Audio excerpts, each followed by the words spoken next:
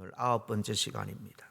2장 11절에서 19절 함께 합독합니다. 시작. 그러므로 생각하라. 너희는 그때에 육체로는 이방인이요 손으로 육체에 행한 할례를 받은 무리라 칭하는 자들로부터 할례를 받지 않은 무리라 칭함을 받은 자들이라. 그때에 너희는 그리스도 밖에 있었고 이스라엘 나라 밖의 사람이라. 약속의 언약들에 대하여는 외인이요 세상에서 소망이 없고 하나님도 없는 자이더니 이제는 전에 멀리 있던 너희가 그리스도 예수 안에서 그리스도의 피로 가까워졌느니라. 그는 우리의 화평이 되신지라. 둘로 하나를 만드사 원수된 것 그 중간에 막힌 담을 자기 육체로 하시고 법조문으로 된 계명의 율법을 폐하셨으니 이는 이 둘로 자기 안에서 한 새 사람을 지어 화평하게 하시고 또 십자가로 이 둘을 한 몸으로 하나님과 화목하게 하려 하심이라. 원수된 것을 십자가로 소멸하시고 또 오셔서 먼 데 있는 너에게 평안을 전하시고 가까운 데 있는 자들에게 평안을 전하셨으니 이는 그로 말미암아 우리 둘이 한 성령 안에서 아버지께 나아감을 얻게 하려 하심이라. 그러므로 이제부터 너희는 외인도 아니요 나그네도 아니요 오직 성도들과 동일한 시민이요 하나님의 권속이라. 아멘. 오늘 율법의 관점에서 이방인과 또 유대인의 관계에 대해서 함께 오늘 좀 깊이 살펴보려고 합니다. 오늘 본문은 이 구약의 율법의 그 기능과 율법을 주신 목적을 우리가 잘 알 때에 이 말씀을 제대로 이해할 수 있을 줄로 압니다. 우리 같이 읽었습니다마는 이 본문의 핵심은 그런 것입니다.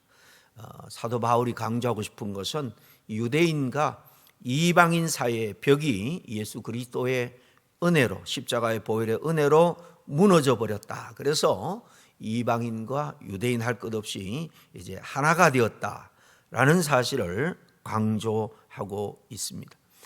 이 에베소 교회는 다수의 이방인들 또 거기에는 일부 유대인들도 함께 섞여 있는 그런 요즘으로 말하면 다민족 교회입니다. 당연히 둘은 하나 되기가 쉽지가 않았고요. 또 이런 교회는 여러 가지 원인 때문에 분열되고 또 서로 갈등하는 경우가 많았습니다. 바울은 이렇게 여러 민족 중에서 특별히 대다수가 이방인들로 구성된 이 교회 에베소 교회에게 이방인들이 어떤 지경에서 과거에 어떤 상태에서 구원을 받았는지 이것을 확인시켜 주면서 이제 교회가 하나가 되어야 된다. 교회는 이미 하나가 되었다라는 사실을 강조하고 있는 것입니다. 이 에베소 이방 교인들, 이 이방인들은 이 겉으로 외적으로 우리가 따져볼 때 유대인보다는 더 구원으로부터 멀리 떨어진 자들이죠. 그들은 유대인들로부터 오늘 말씀에 무할례당이라 이렇게 불릴 만큼 하나님도 몰랐고 율법도 몰랐던 자들이라. 오늘 12절에 그렇게 말씀하잖아요. 그때 너희는 그리스도 밖에 있었고 이스라엘 나라 밖의 사람이라. 약속의 언약들에 대하여는 외인이요 세상에 소망이 없고 또 하나님도 없는 자들아. 하나님이 없다는 것은 그들이 정말 하나님이 계신지 하나님이 누군지 전혀 모르고 있는 자들이라 그런 말이죠. 바울은 지금 이 이방인 특별히 이방인 교인들이 받은 은혜를 강조하면서 사실 너희들은 원래 율법도 몰랐고 제사도 드릴 수가 없는 자들이었다. 이 율법도 있고 제사도 있을 뿐만 아니라 선지자들로부터 수시로 하나님의 말씀을 받았던 이 유대인들과 비교해서 이 이방인들은 얼마나 영적으로 무지했고 구원이 사실 불가능한 그런 존재였는가 하는 사실을 확인시켜 주고 있습니다. 율법과 제사를 가지고 있었던 이 이스라엘, 또 아브라함 때부터 수많은 언약을 받았던 이 유대인들도 사실 어떤 의미에서 실패했다는 거예요. 그렇다면 너희 이방인들은 구원에서 얼마나 더 멀리 떨어져 있었던 그런 사람들이었는가 하는 겁니다. 그런데 하나님의 은혜로 예수 그리스도의 피로 말미암아 너희가 유대인과 하나같이 동일하게 구원을 받게 되었고 동일하게 하나님의 자녀가 되었다라는 사실을 이 에베소 교인들에게 제3 확인시켜 주고 있는 것입니다. 오늘 15절 16절 말씀을 다시 읽어드리겠습니다. 법 전문으로 된 계명의 율법을 폐하셨으니 이는 이 둘로 자기 안에서 한 세 사람을 지어 화평하게 하시고 또 십자가로 이 둘을 한 몸으로 하나님과 화목하게 하려 하심이라. 원수된 것을 십자가로 소멸하시고 그랬죠. 그러므로 바울은 너희가 이렇게 하나님과도 유대인과도 이제 화평하게 되었으니 당연히 너희들은 하나 되고 하나 된 그 화목, 화평의 삶을 살아야 된다. 이렇게 교훈하고 싶었던 것이죠.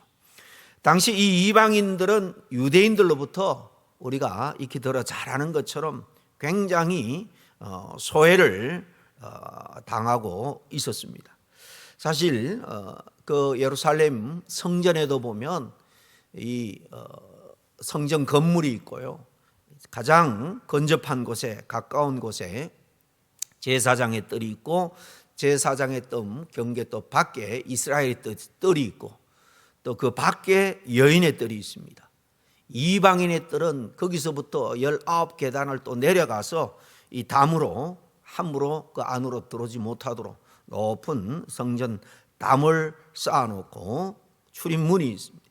그 밖이 이방인의 뜰입니다.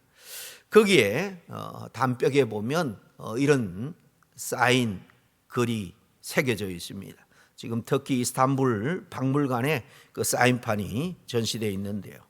이렇게 되어 있습니다. 어떤 이방인도 성전을 둘러싸고 있는 이 담 너머로 들어올 수가 없다. 그같이 하다가 잡힌 사람은 누구든지 죽임을 당하게 될 것이고 그에 대한 책임은 오로지 그 자신에게 있다. 이렇게 새겨져 있습니다. 이렇게 유대인들은 이방인들을요 아주 멀리했고 멸시했습니다. 이런 이방인들이 지금 유대인의 그 하나님이라고 여겼던 그 하나님의 은혜로 구원을 받게 되었으니 얼마나 감사한 일인가 하는 것을 이 사도 바울이 지금 로마 감옥에서 구구절절히 간절한 마음으로 지금 편지를 적어 보내고 있는 것입니다. 이 십자가, 주님이 지신 십자가는 이렇게 죽기까지 서로 미워했던 이방인과 유대인을 하나로 만드는 능력이 있는 겁니다.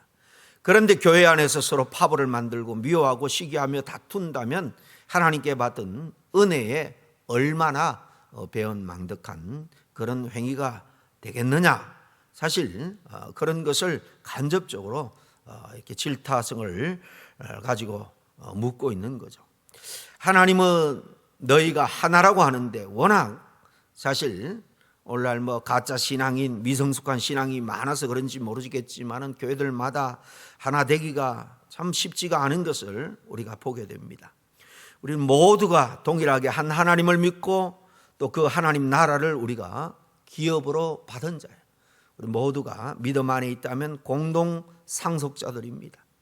가문과 학벌과 지금 사회적인 형편 이런 것 따질 것이 없이 우리가 예수 그리스도의 십자가의 은혜로 우리는 하나님의 자녀가 되었고 영생과 더불어 영원한 그 상속자가 된 것입니다.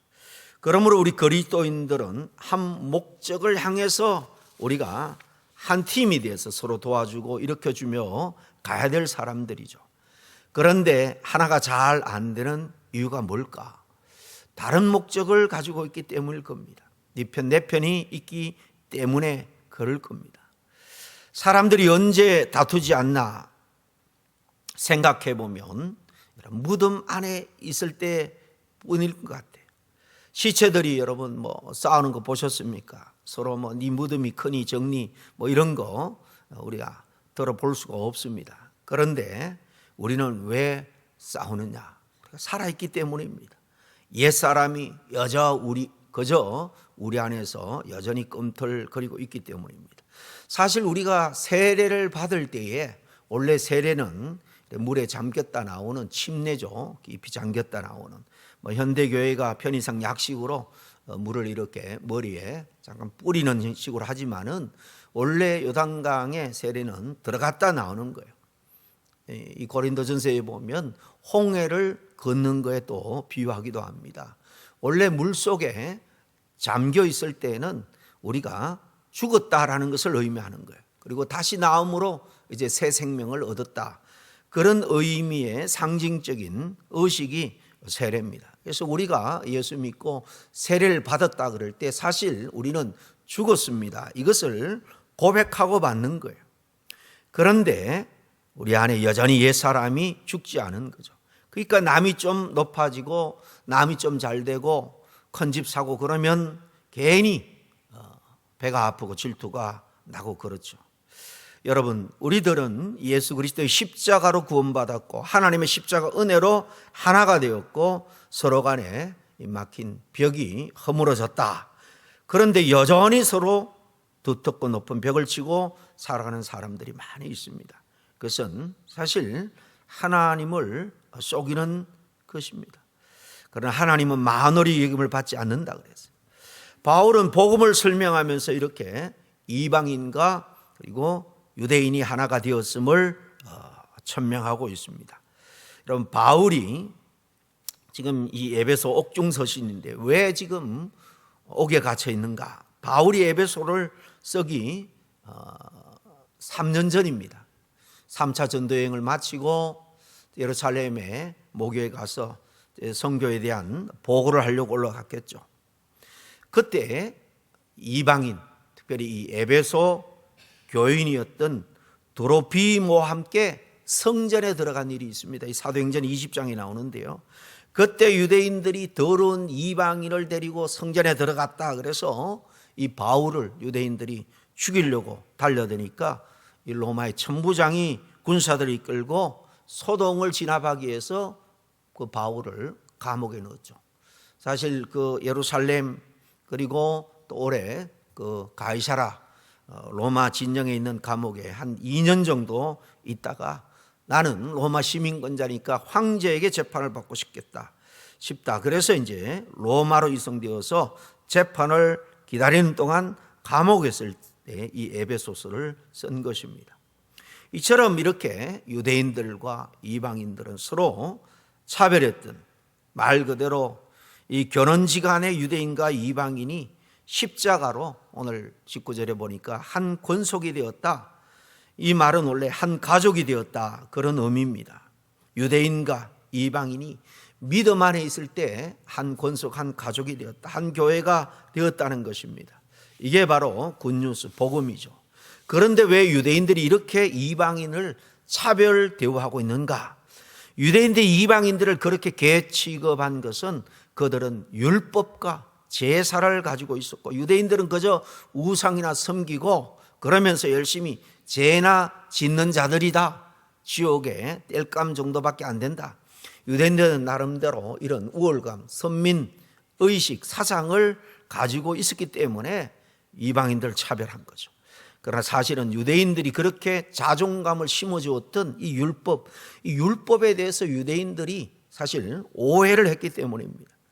사실 율법은 지켜야 될 것, 그리고 해서는 안 될 것을 단순히 적어놓은 그런 법조문이 아닙니다. 원래 하나님께서 태초에 인간을 창조하실 때에 인간이 이렇게 살면 가장 행복하고 기쁘게 살 수 있다라고 정해주신 삶의 원리, 삶의 그 법칙이 바로 율법입니다. 율법의 참 의미입니다. 율법은 마치 어떤 기계의 매뉴얼과 같다, 그렇게 볼 수 있습니다. 여러분, 기계를 쓸 때에 매뉴얼대로 잘 작동을 해야지 고장나지 않고 그 만들어진 그 기능, 목적을 잘 우리가 활용할 수가 있는 것이죠. 율법은 인간이 가장 행복하고 가장 기쁘고 가장 정말 능력 있게 살아갈 수 있는 그런 어떤 인간 매뉴얼이다, 그렇게 비유할 수 있습니다. 그런데 타락한 우리 인간은 하나님이 정해주신 그 울타리에서 벗어나고 싶어 했고, 그래서 스스로 자기 존재의 안정과 행복을 찾기 시작을 한 거죠. 하나님의 방법이 아니라 다른 방법, 자신 인간의 방법으로 하나님처럼 되려고 했던 것이 바로 선악과 사건인 것입니다. 그리고 그 후손들은 하나님을 거역하는 죄성을 가지고 태어났기 때문에 인간은 그 율법을 지킬 수 있는 능력을 사실 상실해 버린 것입니다. 처음에는 분명히 그 율법을 지킬 수 있는 능력이 있었습니다. 죄를 지을 수도 있고 또 안 지을 수도 있는 그런 상태였죠, 처음에는. 그러나 인간은 그만 선악과 이 계명, 이 율법을 어기고 타락하여 죄를 안 지을 수 있는 능력을 사실 상실했고, 죄만 지으며 사실 살게 되었습니다. 살아가면서 인간의 힘과 노력으로 참 선하게 산다, 의롭게 산다, 그렇게 우리가 말할 수 있지만은 하나님 생명의 근원이 되신 또 우리에게 정말 진정한 삶의 원리를 주입시켜 주신 하나님을 떠나서는 우리가 아무리 선하게 의롭게 산다 할지라도 하나님이 볼 때는 정말 형편없는 것입니다. 그리고 그 쏙쏙 내면들을 들여다보면 다 하나님 앞에 죄를 짓는 일들 뿐입니다. 그래서 하나님의 율법이 오히려 사실 그들에게 이 저주가 되어버린 셈이죠. 이제 다 지킬 수가 없으니까 그 법은 저주일 수밖에 없는 겁니다. 인간은 그런 상황에서 하나님은 아주 뛰어난 한 민족을 택해서 구약의 율법을 이렇게 법조문, 의문에 기록하여 주셨죠. 그리고 한번 지켜봐라 명령을 하시고 확실하게 약속을 주셨습니다. 그 약속이 신명기 5장 33절에 나옵니다. 너희 하나님 여호와께서 너에게 명하신 모든 도를 행하라. 모든 율법을 다 지켜봐라. 그리하면 너희가 살 것이고 복이 너에게 있을 것이며 너희가 차지한 땅에서 너의 날이 길리라. 원래 의미는 영구하리라. 죽지 아니하리라. 복된 삶의 조건이 뭐냐? 명령하신 하나님의 도, 이 율법을 잘 지키고 행하면입니다. 그런데 이 땅에 태어난 모든 인간은 율법을 지킬 수 있다 없다요? 지킬 수가 없다고 했죠. 선을 행하는 능력을 완전히 상실했다고 했지 않습니까? 전적인 이 타락 상태인 인간은 율법을 온전히 사실 지킬 수가 없습니다. 그래서 하나님이 오셔서 하나님의 요구상인 그 율법을 다 예수님에게 지워서 지키게 하신 거예요. 그것을 또 통째로 우리 것으로 여겨주셔서 우리가 율법을 다 지킨 자처럼 의롭다라고 여겨주시는 것입니다. 그런데 유대인들은 자기 자신들을 과대평가해서 율법에 대해서 오해를 한 겁니다. 자기들은 율법을 지킬 수 있다, 다 지킬 수 있다 생각한 것입니다. 율법을 지켜서 복을 받겠다라고 그들은 생각한 겁니다. 인간이 율법을 지켜낼 수 있다면 하나님께서 왜 율법과 더불어서 제사, 속지 않은 제사를 주셨겠습니까?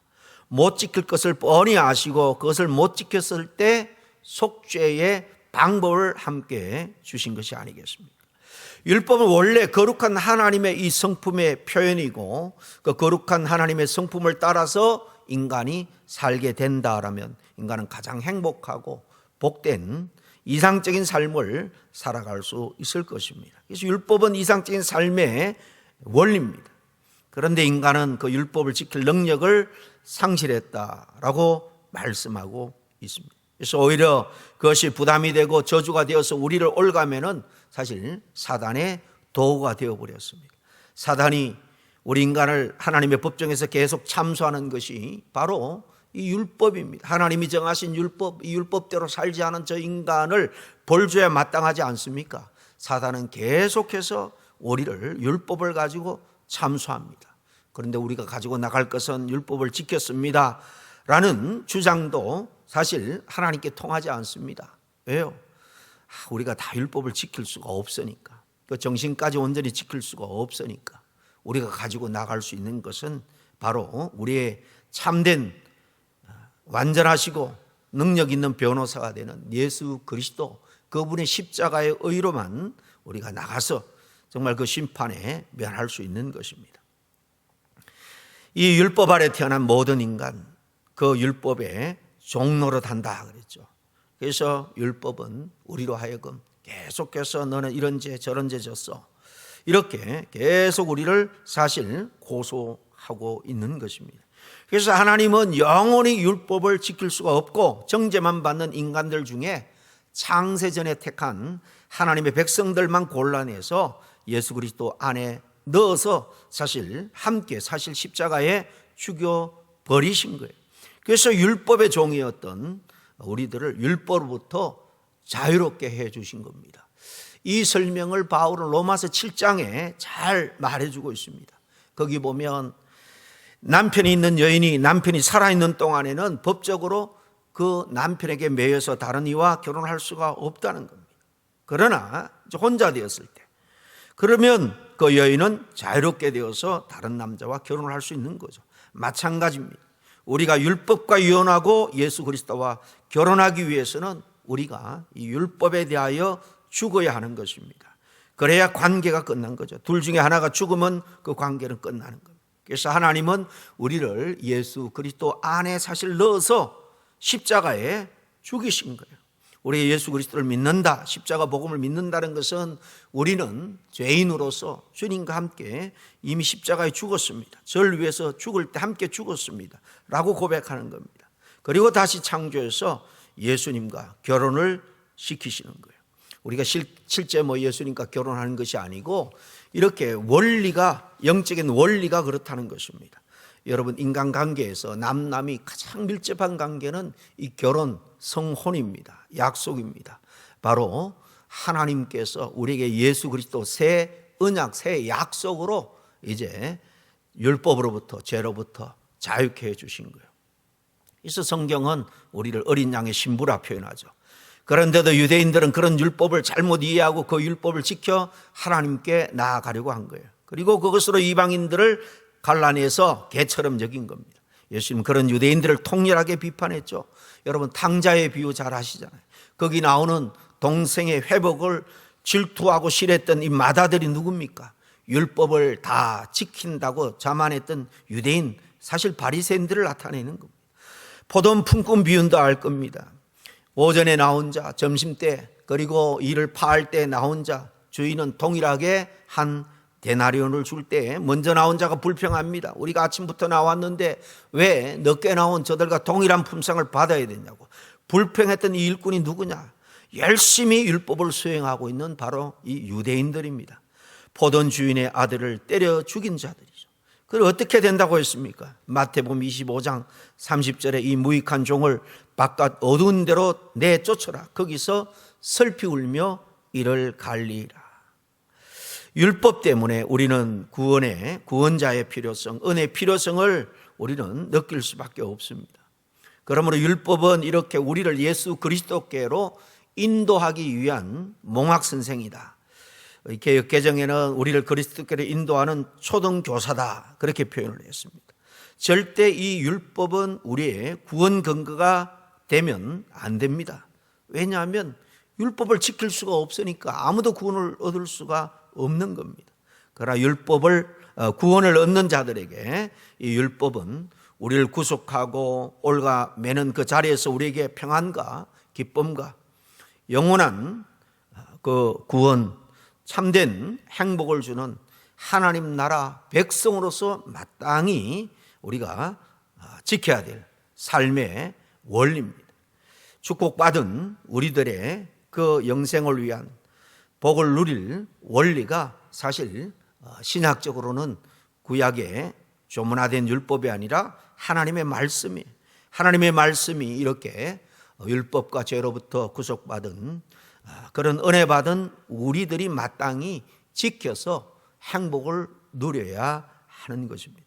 유대인들은 그걸 놓친 것입니다. 그래서 유대인들은 이방인들을 계속해서 그들을 차별한 거죠. 우린 십자가에서 새 사람이 되었고 유대인과 이방인들이 하나가 되었습니다. 그리고 하나님과도 그리고 또 서로 사이에도 화평하게 되었습니다.